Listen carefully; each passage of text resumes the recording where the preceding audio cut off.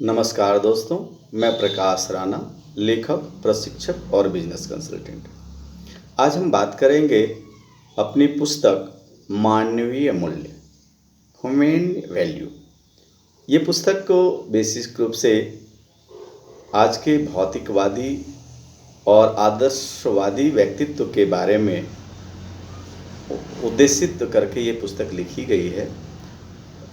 प्रायः लोग देखा गया है कि इस भौतिकतावादी युग में कोई पद, कोई पैसा और कोई अपने धन संपत्ति को बड़ा मानता है, बताता है और कहा जाता है कि वो बहुत बड़ा व्यक्ति है। पर समाज में जो समर्पण, प्रेम, सद्भावना, त्याग, बलिदान जिन लोगों ने किया है और जिनके पास धन नहीं है, कोई बड़ा पद नहीं है, लेकिन समाज के लिए, दुनिया को बदलने के लिए, मानवता की रक्षा के लिए जो मानवीय गुण है, उसको हम आज के दौर में इग्नोर करते हैं या कम महत्व देते हैं। उसी परिदृश्य में यह पुस्तक लिखी गई है और यह बताने का प्रयास किया गया है कि वास्तव में जो मनुष्य का चारित्रिक गुण है या जो मानवीय गुण हैं, वो वास्तव में उस व्यक्तित्व का या उस देश का या उस समाज का सबसे बड़ा धन है, जिसको हम बौद्धिक संपदा भी कह सकते हैं। तो ये बताने का प्रयास इस पुस्तक में किया गया है। तो कुछ मानवीय मूल्यों को जिन बिंदुओं को 100 बिंदु को इसमें उठाया गया है, जो मनुष्यों में है, विशेष करके अन्य जीवों में इसकी दुर्लभता है, मतलब देखने को नहीं मिलता है।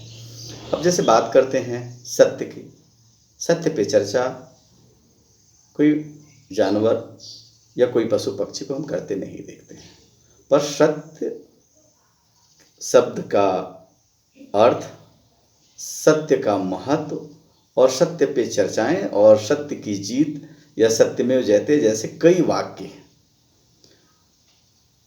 तो व्यक्ति को सत्य बोलने में क्या जाता है, सत्य कर्म में क्या जाता है, और ये जिस व्यक्ति में सत्यवादी है, आज के युग में उसका महत्व कम क्यों है, या महत्व है भी तो पैसे वाले के, पद वाले के लोगों के बनिस्पत कम क्यों है। ये एक प्रश्न चिन्ह उठाते हुए ऐसे 100 बिंदुओं को प्रकाशित किया गया है। बात करें सत्य की, बात करें अहिंसा की, बात करें प्रेम की, बात करें दया, करुणा और ममता की, मृदु वचन की, उदार और सरल व्यक्तित्व की, सहयोग और सहायता की, सद्भाव की, सहअस्तित्व की, सहानुभूति की, सहनशीलता की, स्वाभिमान की, स्वावलंबन की, संयम की और धैर्य की, संघर्ष की, समर्पण की, तो हम समझ पाएंगे कि इन सारे शब्दों का, मानवीय गुणों का हमारे जीवन में क्या महत्व है।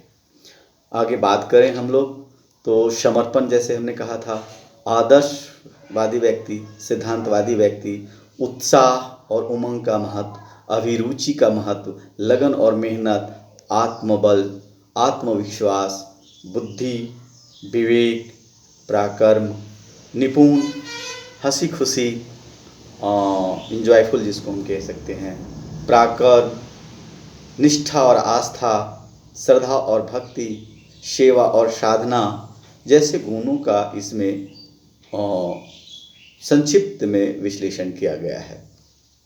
इसी तरीके से बात करें संस्कार की, आदर और सम्मान की, सत्संगति की, संगीत की, सुंदरता की, तो उसका भी इसमें पटाक्षेप किया है। क्षमा, तप, त्याग, बलिदान, कर्तव्यपरायणता, ईमानदारी जैसे गुणों को भी लिपिबद्ध किया गया है।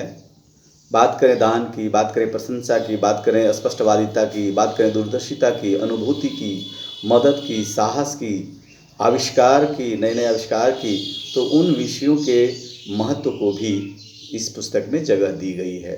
धर्म की, धर्म ग्रंथों की, मानवीयता की, इंसानियत की, गौरव और गर्व की, स्वच्छता और व्यस्तता की, आस्तिकता और नास्तिकता की, सादगी, सकारात्मकता, सृजनशीलता, परमार्थ, परोपकार, ज्ञान, प्रकृति दर्शन, बचत की प्रवृत्ति, संतोष जैसे गुणों को भी इसमें जगह दी गई है इस पुस्तक में।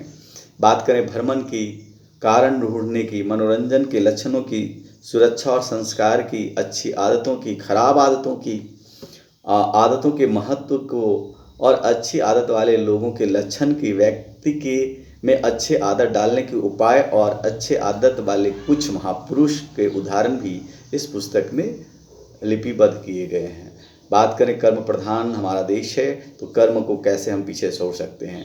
कर्म की प्रधानता और कर्म के बारे में भी इसमें जगह दी गई है। जिस तरह से गीता के बारे में बताया गया है उसी के संदर्भ में यहाँ भी चर्चाएं की गई है। उपयोग की कला, हमारे पास जो ज्ञान कौशल है उसको उपयोग की कला हमारे पास किस तरह से है, उसका क्या महत्व है। शुभ आशीर्वचन, विद्योपार्जन, वफादारी, विनम्र और विनती, लज्जा और शर्म, सुनियति, अभिलाषा, जिम्मा लेना, स्मरण शक्ति, आग्रह और आभार, आज्ञाकारी, उम्र अनुकूलता, समायोजन, हिसाब, विदाई, हमारा शरीर, मानव शरीर की संरचना, शरीर की समृद्धि, ऐसे कई बिंदु हैं जिसको एक क्रमबद्ध तरीके से सजा के इसमें व्याख्या की गई है। छोटे छोटे ही अध्याय में छोटे छोटे ऐसे 100 बिंदु हैं और छोटे छोटे संक्षिप्त करके इसकी विवरण इस पुस्तक में की गई है, जिससे ये समझ में आए, ऑल ओवर समझ में आ जाए कि इन मानव के इन गुणों को जो दूसरे जीवों में नहीं है, पशु पक्षियों में इनकी बहुत कमी है, ये केवल मानव में ऐसे गुण हैं जिसके चलते मानव को मानव कहा गया है। तो उन मानवीय गुणों का क्या महत्व है जीवन में, ये बताने का प्रयास किया गया है। अंतिम कड़ी में जो 100वां बिंदु है वो हमारे शरीर को क्षति पहुंचाने वाले प्रमुख कारक क्या हैं, उसकी संभावनाएं क्या क्या हैं, उसके सुरक्षा के उपाय क्या हैं। जिस तरह से सुसाइडल मामले बढ़ रहे हैं और सामाजिक घटनाएं घट रही है, उसको ध्यान में रखते हुए कुछ बिंदुओं को इसमें अंकित किया गया है। तो मानव की कुछ गंदी आदतें हैं, उसको क्या क्या गंदी आदतें हैं ये बताने का प्रयास किया गया है कि इन गंदी आदतों से कौन कौन से आदतें गंदी कही जाएंगी, मानी जाएंगी, किस परिदृश्य में। मानव के कुछ बुरे स्वभाव भी होते हैं, कुछ हमारे गलत व्यवहार भी हमारे होते हैं, कुछ हमारी विशिष्ट प्रवृत्तियाँ होती हैं। तो मानव के कुछ कुकृत्य की घटनाएं भी घटती हैं, सामाजिक रूढ़ियाँ हैं और जीवन के कुछ आम परिघटनाएं हैं। तो जीवन में आने वाली कुछ विषम परिस्थितियाँ, कुछ घटनाएं और प्राकृतिक आपदाओं को भी इसमें संग्रहित किया गया है और एक बताने का प्रयास किया गया है कि इन चीज़ों से हमारे जीवन में क्या कठिनाइयाँ आती है और इन कठिनाइयों से उबरने के लिए बेसिक रूप से 1-2 लाइन में प्रयास किया गया कि क्या हम हल करें कि इन चीज़ों से अच्छे नकारात्मक चीज़ों से हम सकारात्मक चीज़ों की ओर जाएं, अपनी ताकत और ऊर्जा को विध्वंसात्मक न करके एक निर्माणात्मक या सृजनात्मक दृष्टि में रख सकें और रियल के जो आंतरिक आध्यात्मिक शक्ति है, जो अंतरंग की शक्ति है खुद की, जिसको हम कह सकते हैं दिव्य ज्ञान, दिव्य शक्तियाँ जिसको उभर के जो आपके अंदर से निकलती हैं, उन सारे विषयों को महत्व इस पुस्तक में दिया गया है। और मानवता की रक्षा के लिए ये बेसिक ये पुस्तक है, वैश्विक लेवल की ये पुस्तक है। तो ये दुनिया के किसी देश भाषा में अभी हम देखते हैं, कोशिश करेंगे इसको अन्य दूसरे भाषाओं में ट्रांसलेट करें हिंदी के अलावे, और देश और दुनिया के जितने भी महत्वपूर्ण भाषाएं हैं उन भाषाओं में ट्रांसलेट करके उन तक पहुंचाने का प्रयास करें। इसमें आपका सहयोग भी अपेक्षित है। सो आज के लिए और अपने इस पुस्तक के बारे में इतना ही कुछ कहना चाहेंगे। थैंक यू, धन्यवाद। बाकी हम डिस्क्रिप्शन में इसका लिंक दे देंगे, आप वहाँ से भी पुस्तक मंगा सकते हैं और स्टडी कर सकते हैं। धन्यवाद।